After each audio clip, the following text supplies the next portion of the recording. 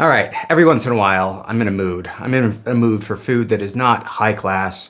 It's not culinary art. It's a drive-through local Mexican place. And at this local Mexican place, they've got this burrito.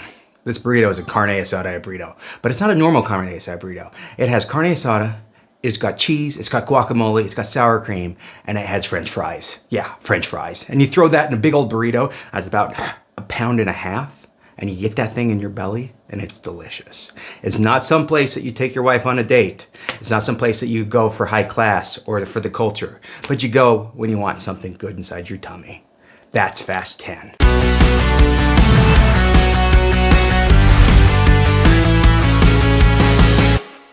So this movie is called Fast 10, but it's actually the 11th movie in the series because Hobbs and Shaw was part of Fast and the Furious, but I guess doesn't have Dom Toretto in it, and so it's not considered part of the main canon.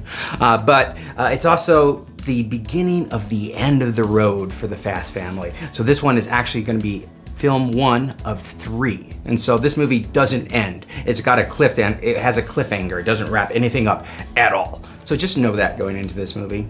But overall, Fast and the Furious movies, as I alluded to before, they're not for everyone. They're not cinematic high art, but they're full of action and they're full of fun and it's over the top.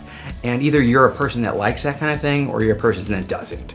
I don't like it all the time, but I think once every other year or so, it's fun to watch one of these movies. And it's fun to watch it with a bro or with your son. I went with one of my best friends and we had a blast watching this movie. It was just check your brain out and just go from there. But before we get into anything any further, let's get to the parent content recon report so you as a parent can be informed with what kind of content is in this movie. So if you have younger kids that want to watch this, you know. All right, welcome to the Parent Content Recon Report, where I get you the information you need as a parent so you can make educated decisions for your family.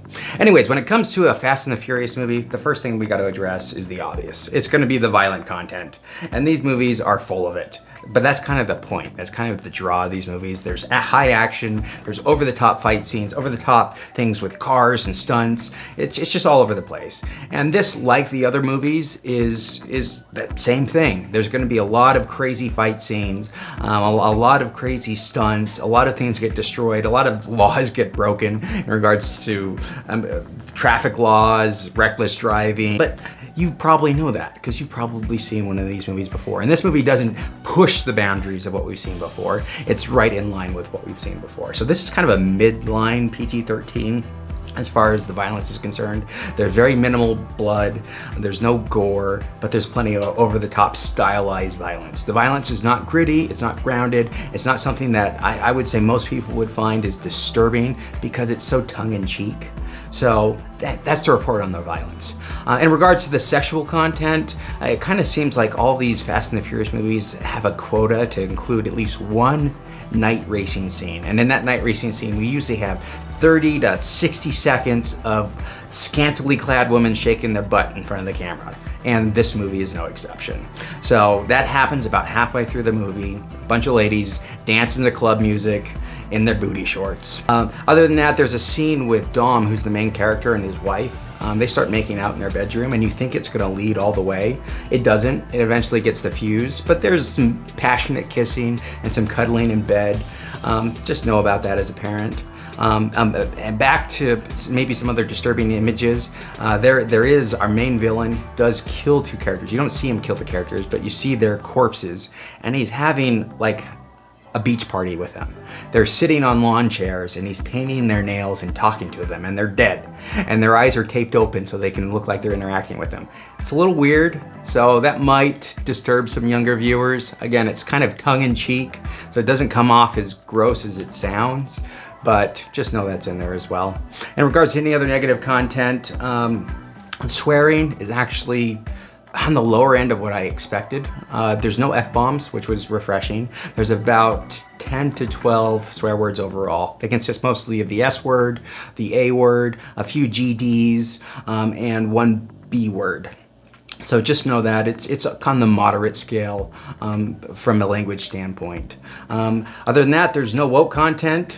This show is very much about masculinity and testosterone, and there's plenty of diverse characters, but it doesn't feel like a checklist of inclusion. It's just like it makes sense for all these characters to be in their position. There's black, there's white, there's Latino, and it's great. I love the diversity in it, but it's not forced diversity. So that's it for the Content Recon Report. All right, when it comes to the things that I like, there's really three main things I want to talk about. One is going to be the obvious, the action. The action's ridiculous, over the top. I have to give these guys A for effort in coming up with new crazy concepts for an action scene with cars. They just keep coming out with things that are more and more bodacious, crazy, and entertaining. The first scene in this movie is a scene that's in the Vatican, Rome, with this huge bomb. You've seen it in the trailer, so this is not a spoiler. But this huge bomb is rolling through the city, just causing mass destruction. And they're trying to control it with their cars. And it's freaking awesome. It's crazy, it's bananas, but it's awesome. And it just keeps going. The scene just keeps going and going and going. And there's a ton of scenes like this in this movie. And each one of the scenes, I kind of get up in my seat a little bit more and I just laugh at it. I just enjoy it, and it's a blast. And so that's the first thing I like about this movie. And this is why these movies exist, is for these type of scenes. The second thing that I like is, from a substantive standpoint, I really like that Dom, our main character played by Vin Diesel, is all about the family. We know that. He always says, it's all about the family. It's all about the family. But I like the core values that he's trying to push, and it's in this big Hollywood movie, is family is really, really important. And whether it's your biological family or it's the people you choose to surround yourself with and make family, I like that message, especially if you have younger viewers. To be grounded in that type of a message of faith and family and doing the right thing by your family and protecting your family and being a man, I really like that, and it's refreshing. And in this day and age, it feels like a throwback film back to the 90s. The third thing that really worked for me with this movie is the villain in this movie really worked for me. Now, Jason Momoa, it's not going to work for everyone because his character is really eccentric and really psycho and really over the top. On a scale of 1 to 10, this guy's a 57. I mean, it's crazy. The only other character that I can think of that he kind of compares to is the Joker from The Dark Knight. Now, this movie is not as dark as that. It's not as gritty and not as grounded. It's not as disturbing, but this character is like that, where he just wants to see the world burn. Basically, his motivation is to inflict as much suffering on Dom and his family as he can. And then when the suffering is done, he wants to kill him. And he doesn't care how he does it. He doesn't care who gets hurt. He doesn't care who dies. He just wants to do it. And he wants to have a fun time while he's doing it. And he's crazy in the sense that there'll be the fight scenes with Dom and some of the other main characters, and he may be getting his butt kicked, but he'll laugh.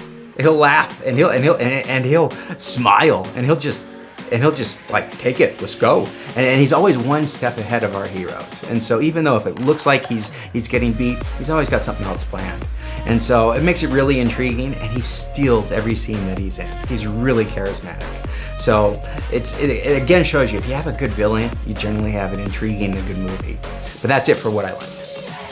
All right, in regards to the things that didn't work great for me, the first thing that comes to mind is some of the dialogue in this movie is clunky. Now, it's not bad. It's not distractingly bad. It's just, yeah, it's not great. It's not great. The dialogue doesn't always land. The jokes don't always land. Some of the things are repetitive. Dom says family so many flippin' times through this movie. It must be 57 times he talks about family. It's a little bit on the nose. This movie definitely could have been trimmed down. It's 2 hours and 20 minutes.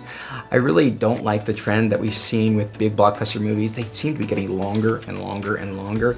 Now, it's not slow. I didn't feel like I needed the next scene to come up and it was a pacing issue, but there were a lot of unnecessary scenes and a lot of things that they could have tightened up. The last critique I would give it is there are some things that happen in this movie that are designed to hit you emotionally that I didn't feel as much as I think they wanted me to feel. And the reason why I didn't feel that is the characters that things happen to, I didn't spend as much time with them. I didn't really connect with them on a couple emotional levels, to where when something bad happened to those characters that I felt it. And so it was one of those things, it was like, oh, I'm sorry that guy did that, that happened to that guy, or this happened to this, but it didn't hit me on that level. And again, that's more on the technical level of creating a really good character arcs, plot, where you're drawing me in and getting me attached to these characters even more. So when something bad happens to them, I feel it a little bit more. But those are the critiques on the things that I didn't love. All right, we're gonna wrap this up. Overall, as you can tell, I had a lot of fun with this movie. Again, this movie is not for everyone. This is what I call a bros movie. It's not a movie that's gonna stick with you and you're gonna think about for days or weeks. In regards to how it stacks up versus the previous Fast and the Furious films, I would say that this is probably in the top third of the franchise, and easily better than the last couple. The villain, specifically Jason Momoa, puts it over the top and separates it. And so overall, it was a good time. Another thing that you need to know is there is a mid-credit scene, and this mid-credit scene is vital. So do not leave the theater early. Watch the mid-credit scene. But overall, when it comes to a rating on this movie, I'm gonna rate this as a bro movie, not against movies across the board. I'm gonna rate it as a bro movie. I'm gonna give this a 7.5 out of 10. And it's worth watching in theaters, because this thing is loud and it's big, and you won't have the same experience if you're watching it at home, unless you have a really advanced system at home. But anyways, thanks for watching. I hope you come back for more.